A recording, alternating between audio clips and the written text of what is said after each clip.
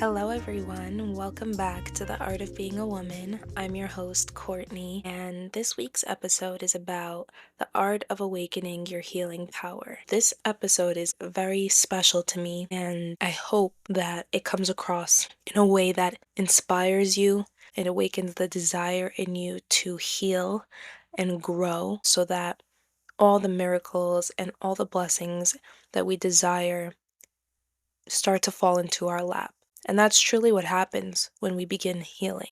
I'm going to be pulling 4 steps from my Instagram account, She is Artfully Woman, where I post a lot of the topics we discuss here in a written format. And I actually post on Instagram more often than I do on my podcast. My podcast is a weekly commitment, and on Instagram, it is more of a 4 times a week commitment. So if you are interested in seeing more of my content more often, join me on there. Now, the 4 steps are as follows. We have confront the mirror of truth, face and embrace your shadow, forgive yourself for everything, and transcend through intentional action. Those are the 4 steps. Before we dive into the topic, I want to emphasize that healing is a lifelong journey. There is no point in the healing process where you get to say, I completely healed, I'm done, I figured everything out, there's nothing left for me to heal and improve upon. And that could be discouraging. And I feel like when I first got into my healing journey, it was a little bit, because as people, we get so caught up in the end result and the finish line. But the truth is, if we skip the process and we go straight to the finish line, the end result doesn't feel good because we didn't earn it, because we didn't work hard for it, and we don't feel deserving of it. And so that is why life will always be a healing journey, because you don't want to get to a certain point in your life where you don't feel like you can improve and expand and grow more and more. The amazing thing about healing being a lifelong journey is that every achievement and every milestone that you achieve, it only opens up more ideas and more possibilities that we couldn't even see ourselves accomplishing. And as you embark on your own healing journey, you will notice that in your life. And an example for me is that when I first started out my passion, I first thought I only want to do podcasting. And when I finally decided to go after it, even though I was very scared and very nervous and very anxious, I realized I need to create an Instagram account, because how is anyone ever going to hear of my podcast if I don't advertise it in a way? And so I started my Instagram account, and I decided, you know what? Let me write and get these ideas out of my head and onto paper so that when I do begin my podcast, I know what I'm going to talk about. And it turns out that through that process of just preparing for my podcast, I realized writing is fun for me. And I really wouldn't have even known that about myself had I not decided to take a leap of faith and begin a podcast. And so that's just my example. But there's many different areas of life where this can happen for us, whether it's deciding to work out. Let's say you go to a gym and it turns out that they have a yoga class, and you originally only wanted to go on the treadmill. But when you take one of the yoga classes, you realize, wow, like your body is just really loving it. And so you keep going back to the yoga class. And then next thing you know, you're going to yoga every day. And then who knows, maybe in 6 months from then, you decide you want to be licensed to teach yoga. And so life has a very cool way of playing out when we decide to grow and expand. And that is something that the healing journey brings to us. And it's really life-changing. So I'm very excited to get into this topic, because once you start implementing these steps and you make it a priority to heal yourself, you are going to see that there are so many things out there in the world for you that are meant for you. They're meant for you to try, they're meant for you to explore, and your potential is endless. Now let's get into step 1. Confront the mirror of truth. There's a lot of talk on the internet about people being our mirrors, and it might not be clear to everyone what that means. I know that when I first heard it, I was a bit confused. The idea of the mirror is about our reaction to how people treat us. And so let's say you're talking to someone and they make a comment about your appearance. Let's say you got a new haircut and they say, "Oh, did you change your hair?" And just by the tone, you just feel that they're judging you or that they don't like how your hair looks. And so if we respond in a defensive way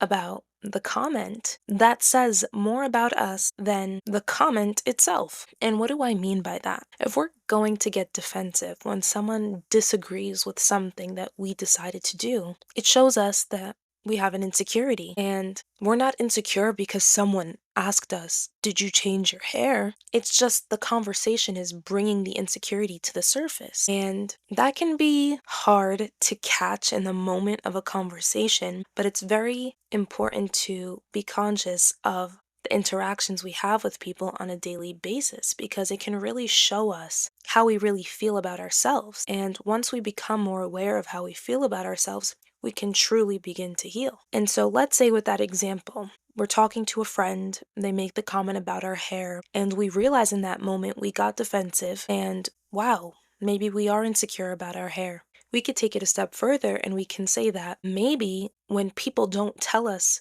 positive things about our hair, it's hard for us to believe that our hair looks good.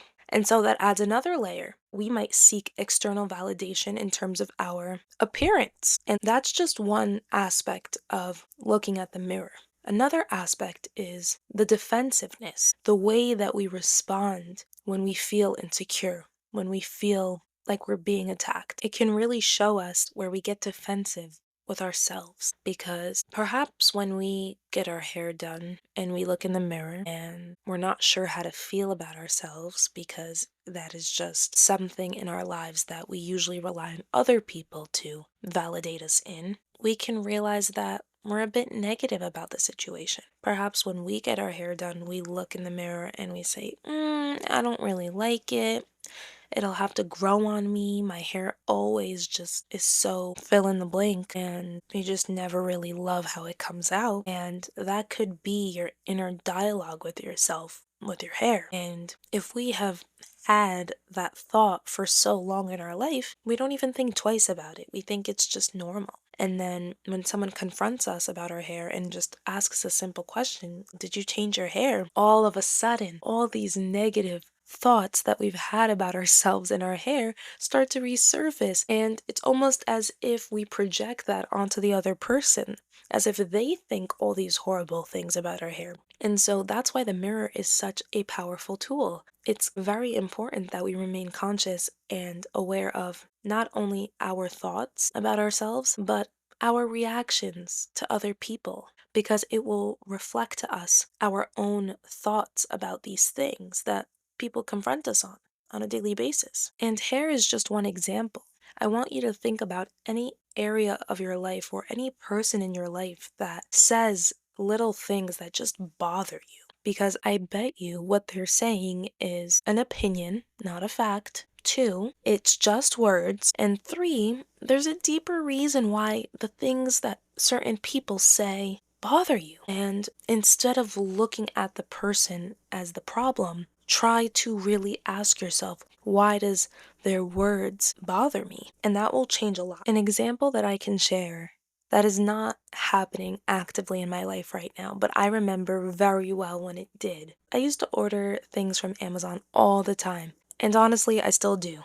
It's convenient and they're quick. I love Amazon. And so I remember when I first started receiving these Amazon packages often, a few times a week, I would hear comments from people like, "Another Amazon package?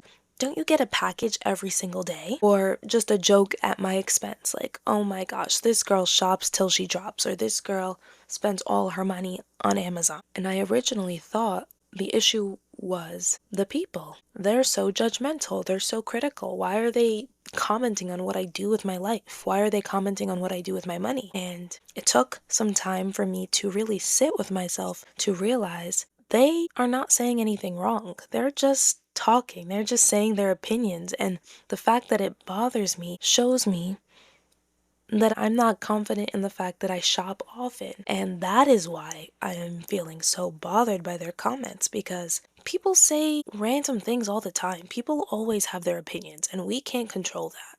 And on top of that, there's times when we have great relationships with people that we love, and they make these random comments sometimes, and we can just think to ourselves, like, why are you saying that? What is the benefit to comment on my life? And the truth is, there can be no benefit. They could be criticizing us, but it doesn't have to bother us. And the more that we focus on how we feel about what people are saying rather than placing blame on who is saying it, the quicker we can heal and the quicker we can get to the root of our insecurities. Step 2, face and embrace your shadow. Everyone has parts of themselves that they hide, that they avoid, and that they secretly criticize and judge. And the thing is, it can be all done in our mind. It can just be the thoughts that we have, whether we get dressed in the morning and we feel like whatever we're wearing makes us look heavy. That's an opinion. That's not a fact. And we might not realize that it is just an opinion. It's just a thought. It's not reality. But if we have a thought like that, and we end up changing our clothes because of that thought that made us feel embarrassed and ashamed, we just made that thought more powerful. Thoughts like that arise in our mind is a part of our shadow. And there are other ways that the shadow shows itself. The shadow can also be when we say self-deprecating things about ourselves. For me, I have really worked on avoiding saying anything negative about myself, especially out loud. Internally, that's a whole other challenge because thoughts, I feel, are so fleeting. But speaking out loud and saying something negative about ourselves is something that we all can control.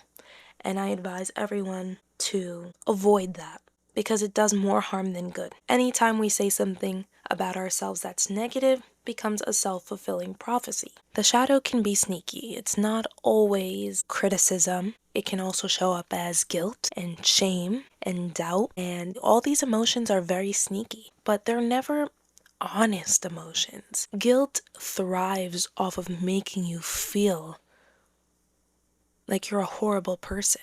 And so does shame, and so does doubt. It makes you feel like you're not capable, and that you can't grow, and that you can't change, and that you can't expand. And it's important to identify when we're feeling those emotions, because once we realize that we're falling into those traps, the sooner we can correct it and climb out of it. And it's not something that's going to happen overnight. It's something that I work on every single day. Because throughout the course of our lives, we've taken in so much information from experiences, whether we have failed at things before, we've made mistakes, and again, nothing is truly a mistake. Everything that we experienced, we were meant to experience. Unfortunately, though, the way that we internalize these experiences in our lives can either help us grow or it can hinder our growth. And so it's important to take inventory of when our shadow arises. We really need to trace it back to the root.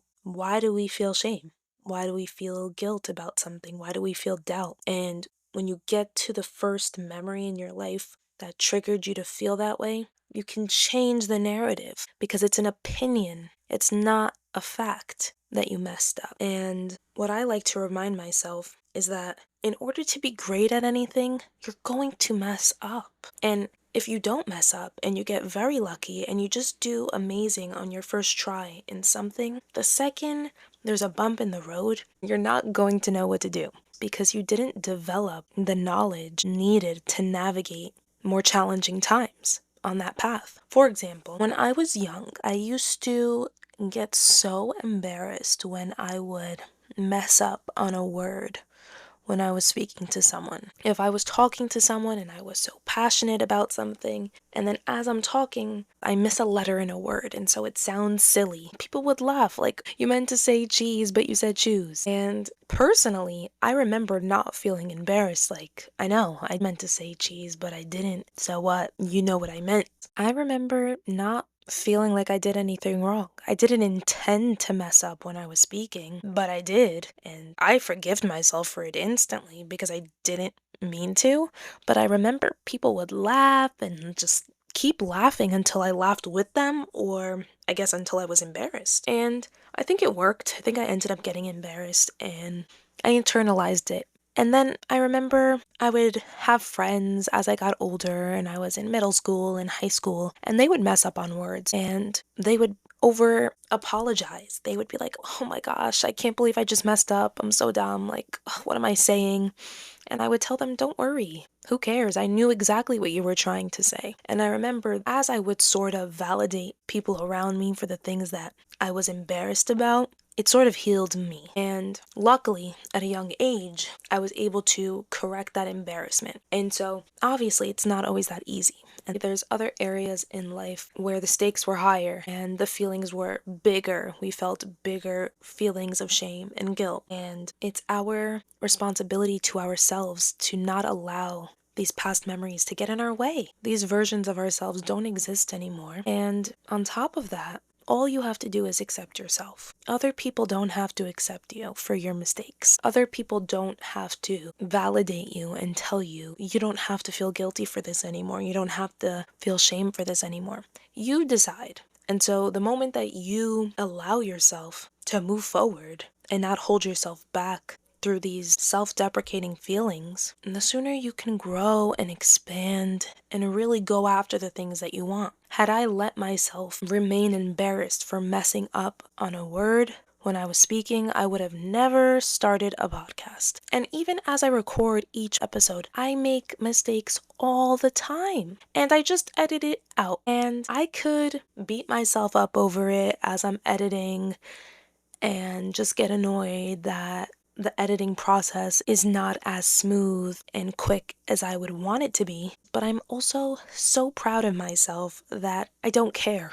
I'm not mad at myself that I mess up, and I love that me messing up on my words will never stop me from speaking, and it will never stop me from chasing my dreams in this area. And there's so many areas in life where we do this to ourselves, consciously or unconsciously. And so as we uncover these layers to ourselves, more magic unfolds. Had I never got over my embarrassment of messing up when I speak, I would have never learned that I love to speak, and it's going to take me places because I decided to not get in my own way. One way to destroy your shadow, bring it into the light. The shadow likes to stay in the dark. It likes to stay hidden, and that's what makes us feel insecure and uncomfortable that it even exists. And so, how do we bring it to the light? We do something that we're scared to do. We do something that we think will bring us shame. We think will bring us guilt. And when we do it with the intention of overcoming the shadow, we win. And it's no longer something that holds us back. Once I started recording podcast episodes, there was no room for the part of me that had a tiny bit of insecurity for speaking to go, because even though I'm messing up on words, I'm still doing what I set out to do, and it doesn't hold me back. So my tip for you is to do one thing that you would normally judge yourself for doing. Do what you need to do to get out of your comfort zone and prove your shadow wrong, because it is wrong. I will say that if it's something that has been deeply ingrained within you, doing one thing might not be enough. But you will definitely feel like it's less powerful than you thought it would be. The more and more we challenge our shadow, the less powerful it becomes. Step 3. Forgive yourself for everything. One of the biggest components of healing is self-acceptance, and self-acceptance can be very hard because I feel like the world doesn't reward people for making mistakes. I feel that might be where this collective insecurity is around messing up. We all have a past. We're never going to be on our best behavior all the time. We all have weaknesses, we have temptations, and it's because we're human. I feel there are two different types of people when it comes to forgiveness. There's people that have an easy time forgiving others and they have a hard time forgiving themselves, and then there's people that have an easy time forgiving themselves, but they have a hard time forgiving others, and they are completely connected. If we have a hard time forgiving ourselves, but we forgive others, we need to really think about that, because why are we giving everyone in the world grace and understanding and compassion, but not ourselves? Why is everyone more deserving of forgiveness than us? And vice versa. If we are forgiving of ourselves when we make mistakes, but when someone else does something to us, we cannot get over it, How dare they? Why are we deserving of forgiveness, but no one else is? We're all human, and we all deserve to be forgiven for our past mistakes. It does nothing good to anyone, to ourselves, and to other people to hold their past against them. It just creates more hurt in the world and more hurt within ourselves. And no one deserves that. There's enough chaos in this world. And the least we can do is understand that we're all human and we all do things that we aren't always proud of, and we would like to never do them again. And that begins with allowing ourselves to move on. No one is forcing us to replay our past over and over again and punish ourselves for the things that we did wrong. How come we don't do that with the things that we did right? How come we don't replay all the good deeds we do for other people on a daily basis to remind ourselves that we're truly good people at heart? It's something to think about. And so, if we actually want to grow, if we actually want to become better people and to do things differently than we did them in the past, we need to stop focusing on what has already happened and what we already did and focus on what we can do now to change. And it can be hard because we don't know what the future holds. Most of the future is out of our control, let's be honest. But what's within our control is how we decide to act, how we decide to carry ourselves going forward. And so if we focus on that and we focus on being the version of ourselves that we're proud of, that is when true healing takes place. I can't imagine someone working on their healing journey but they still can't stand who they were. Many, many times, people that are healing would have never decided to heal had they not gone through so much chaos in the past. And so we really have to thank our past, because had we not hit rock bottom in certain areas of our lives, we would have never surrendered to the idea that maybe we need to change. And change is not a bad thing. Change isn't, oh, I can't stand myself, so I need to become a whole new person. No, it's about understanding that what you have been doing doesn't serve you anymore. It did at a certain point, but you've outgrown it. You've realized it doesn't feel good. You don't feel happy anymore living life the way that you used to. And that's growth, that's awareness, and that's powerful. And so what you can do is write a letter to your old self and forgive her for everything that you hold against her. She can't change what she did, and if forgiving yourself is not the problem, forgive everyone else. They cannot change what they already did, and even if they're not sorry for what they did, forgive them for you, because whenever we don't forgive ourselves and whenever we don't forgive other people, we end up hurting ourselves. We end up carrying a weight that is heavy and it holds us back. And I'm actually going to read a quote on forgiveness, because for me, forgiveness was hard when I was young. I took things very personally and it kept me stuck. I held grudges and it didn't feel good. It's almost as if you're carrying this anger and this sadness and this bitterness that you don't want to feel. And it attracts more of the same thing. This quote I got from Pinterest, and it's a screenshot from a book, so I don't know who wrote this book, but I'm sure if you type it in, it will come up. It says, "Forgive anyone who has caused you pain or harm. Keep in mind that forgiving is not for others, it is for you. Forgiving is not forgetting. It is remembering without anger. It frees up your power, heals your body, mind, and spirit. Forgiveness opens up a pathway to a new place of peace where you can persist despite what has happened to you." When I read this quote when I was little, it really changed my life, because I realized me not forgiving myself and me not forgiving other people is hurting me more than it's hurting anyone else. So why are we inflicting this harm on ourselves by not forgiving ourselves? It's something to think about. Last step, we have step 4, transcend through intentional action. So the first 3 steps we went through touched on a lot of the internal work that we have to do when we're awakening our healing power. And that is where it starts, and that is where a lot of the work is done. But another big part of awakening your healing power is by taking action in the real world. Because we can reflect and we can forgive ourselves and we can decide we want to be better people and that we're no longer who we used to be, but we need to prove it, not only to other people but to ourselves. And imagine disciplining a child for misbehaving and they sit in the corner for a few minutes, you go over to them and you say, "Are you sorry for what you did?" And they say, "Yeah, I'm really sorry. I'm not going to do it again." So you're like, "Okay, go have fun." And they go and they do it again. So does that mean that they truly understood what they did wrong and they've learned their lesson? Not at all. Does that mean they're a bad kid? No, not at all. It just means that perhaps they didn't get it and they need to work on this behavior a little bit longer. And that might not be the best example, but it is what came to mind at this very moment. My point is, we're not ever going to be sure that we've healed on something that is hard for us unless we are faced with a similar scenario that is triggering these parts of us that awaken our shadow. And perhaps the first time we're triggered again, whether someone comments on our hair or just comments on something we're insecure about, we get reactive again.